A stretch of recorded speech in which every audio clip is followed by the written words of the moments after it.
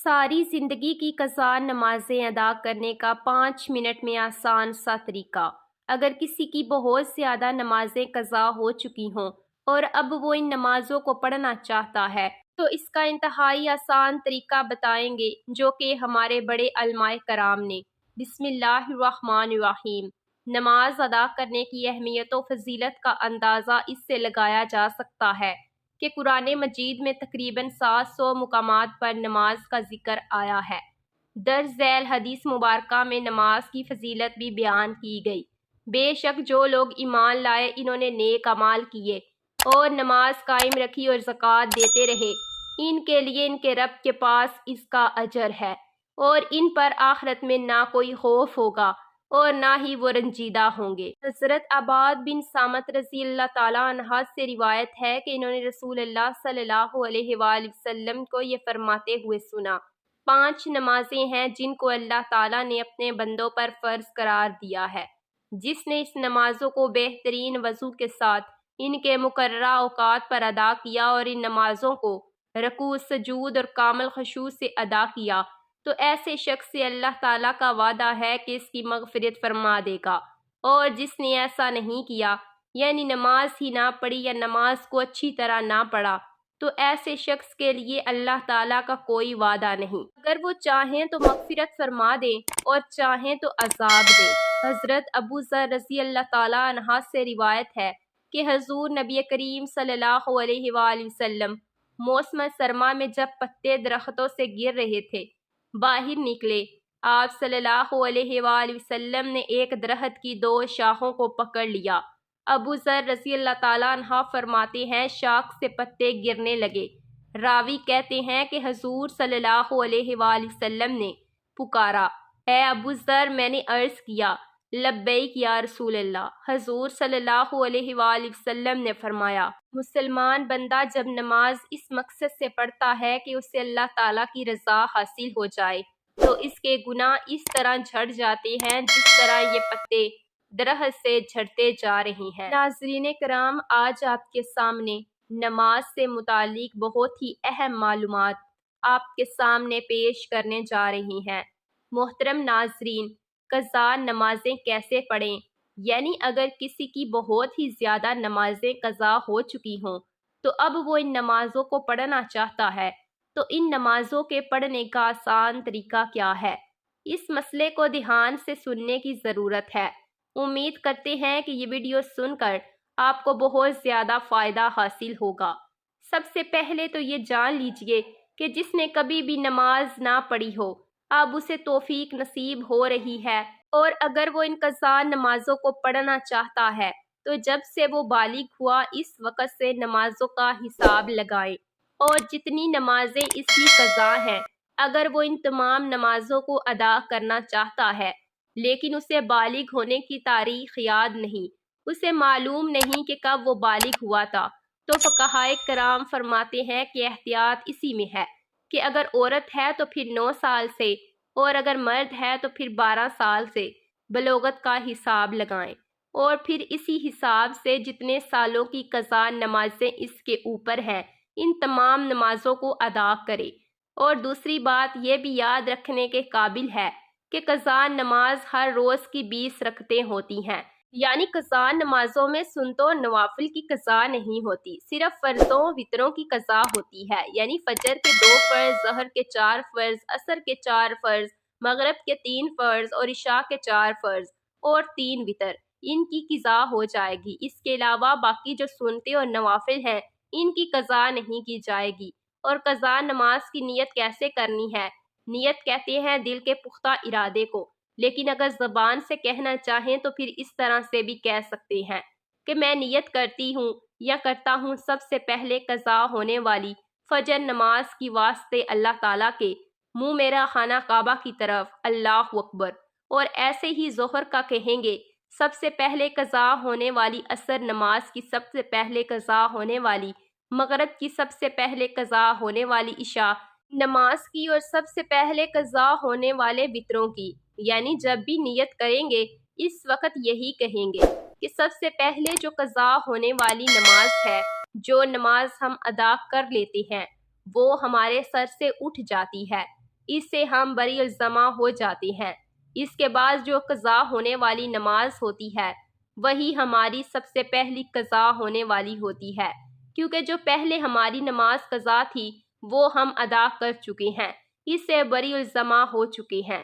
اس کے بعد والی پھر ہماری سب سے پہلی قضا نماز کہلاتی ہے۔ اس طریقے سے ہم قضا نمازیں ادا کریں گے۔ تیسری بات یہ کہ اگر کسی کی کثیر نمازیں قضا ہو چکی ہیں، اب اس کے بارے میں فقہائے کرام بیان کرتے ہیں کہ بہتر تو یہی ہے کہ جس طرح نماز پڑھی جاتی ہے اسی طرح مکمل نماز پڑھے، لیکن اگر کسی کی بہت زیادہ نمازیں قضا ہو چکی ہیں تو اس کے لیے تخفیف ہے کہ تخفیف کیا ہے؟ سب سے پہلے تنخیف تو یہ ہے کہ رکوع میں 3 مرتبہ تسبیح پڑھی جاتی ہے۔ سبحان ربی العظیم تو 3 مرتبہ کی جگہ 1 مرتبہ پڑھیں، لیکن یہ بات ذہن میں رکھیں کہ جب وہ اچھے طریقے سے رکوع میں پہنچ جائے تو 1 مرتبہ تسبیح پڑھنا بھی کافی ہوگا، اور تسبیح مکمل ہو جانے کے بعد سمیع اللہ لمن حمیدہ کہہ کر کھڑا ہو جائے۔ اسی طرح سجدے میں جو تسبیح پڑھی جاتی ہے سجدے میں بھی کم از کم 3 مرتبہ تسبیح پڑھی جاتی ہے، تو سجدے میں بھی 3 مرتبہ کی جگہ 1 مرتبہ تسبیح پڑھ لے تو یہ سجدہ ہو جائے گا۔ مطلب یہ کہ ہر رکوع اور سجدے میں صرف 1 مرتبہ تسبیح پڑھ لے تو کافی ہوگی۔ ایک تو تخفیف یہ ہوئی۔ دوسری تخفیف، جس طرح 4 رکعت فرض نماز پڑھ رہا ہے، یعنی ظہر کے، عصر کے یا عشاء کے یا مغرب کے 3 فرض ہیں، ان میں یہ ہے کہ تیسری اور چوتھی رکعت میں سورۃ فاتحہ پڑھی جاتی ہے، لیکن اگر کسی کی بہت زیادہ نمازیں قضا ہو چکی ہیں تو اس میں تخفیف یہ ہے کہ سورۃ فاتحہ کی جگہ 3 مرتبہ سبحان اللہ پڑھ لے، یعنی سبحان اللہ سبحان اللہ سبحان اللہ، یہ پڑھ کر رکوع میں چلا جائے۔ دوسری تخفیف یہ ہو گئی۔ تیسری تخفیف یہ ہے کہ وقت اخیر میں، یعنی جب نماز ختم ہوتی ہے تو پڑھتے ہیں، اتحیات مکمل کرنے کے بعد درود پاک پڑھا جاتا ہے اور درود پاک کے بعد دعا پڑھی جاتی ہے۔ اس میں یہ ہے کہ اتحیات پڑھنے کے بعد درود پڑھنے کی جگہ صرف اتنا پڑھ لے، یعنی اتنا درود پاک کے کلمات پڑھ لے، اللہم صلی علی محمد و علی، یہ تیسری تخفیف ہے۔ اس کے بعد پھر سلام پھیر لے، یعنی مکمل درود پاک اور دعا نہ پڑھنے کی اجازت ہے، یعنی تخفیف ہے اس شخص کے لیے جس کی کثیر تعداد میں نمازیں قضا ہوئی ہوں۔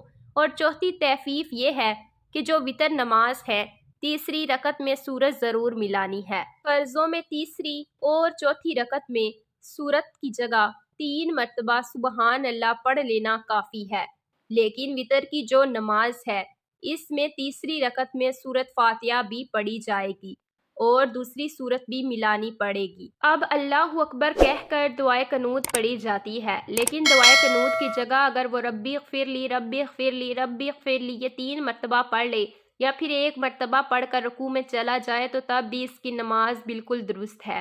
قضا نمازوں کے لیے اس تخفیف کے ساتھ اگر نماز پڑھیں گے تو آپ کی جو بہت زیادہ نمازیں قضا ہو چکی ہیں وہ بہت جلد ادا ہو جائیں گی۔ فقہائے کرام بیان کرتے ہیں کہ اس طریقے سے اس تخفیف کا فائدہ اٹھا کر جس شخص کی زیادہ نمازیں قضا ہو چکی ہوں وہ اپنی نمازوں کو جلد ادا کر کے فرائض سے بری الزما ہو جائے۔ اور یاد رکھیں قضا نمازوں کے ساتھ ساتھ توبہ کرنا ضروری ہے، کیونکہ قضا نمازیں جو ہیں ان کا گناہ ہے، تو گناہ سے توبہ کرنا لازمی ہوتا ہے۔ ایک تو نماز ادا کریں گے، اس کے بعد پھر سچے دل سے توبہ کریں گے، تو اس آسان طریقے سے اپنی قضا نمازوں کو ادا کر کے اللہ تعالیٰ کی بارگاہ میں سرخرو ہو جائیں گے۔ اللہ تعالیٰ عمل کی توفیق عطا فرمائے۔ اگر کسی شخص نے بلوغت کے کافی عرصہ گزر جانے کے بعد نماز پڑھنا شروع کی ہو یا کبھی پڑھتا ہو کبھی چھوڑ دیتا ہو تو اس پر لازم ہے کہ زندگی سے متعلق ضروری کاموں کے علاوہ سب کام چھوڑ کر نمازوں کی قضا شروع کر دے۔ وہ اس وقت تک قضا نمازوں کی قضا شروع کر دے اور اس وقت تک قضا نمازیں ادا کرتا رہے جب تک اس کے غالب گمان کے مطابق تمام قضا نمازیں ادا نہ ہو جائیں۔ اگر اس دوران اس کو موت آ گئی تو اللہ تعالیٰ کے فضل سے امید ہے کہ اس کی بخشش ہو جائے گی۔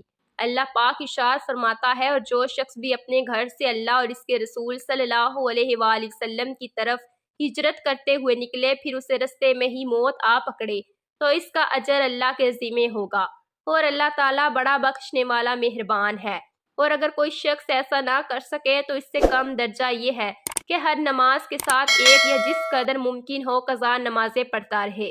قضا نمازوں کے صرف فرائض اور وتر ادا کرے، مثلاً پورے دن کی قضا نمازیں ادا کرنی ہوں تو پھر کل 20 رکعت اس طرح ادا کرے: 2 فرض فجر، 4 فرض ظہر، 4 فرض عصر، 3 فرض مغرب، 4 فرض عشاء بما 3 وتر۔ اس طرح نیت کرے، مثلاً میں اپنی گزشتہ فجر کو ادا کرنے کی نیت کرتا ہوں جس کا میں نے وقت پایا اور ادا نہیں کی۔